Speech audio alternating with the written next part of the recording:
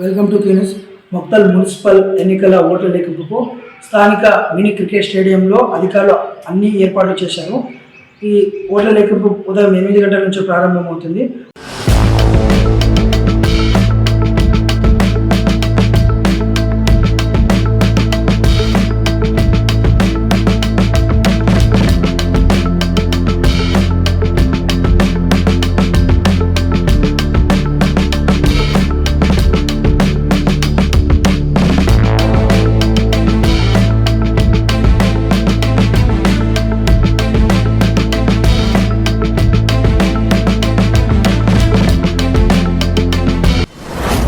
మీ వ్యాపారం అభివృద్ధి కావాలని కోరుకుంటున్నారా?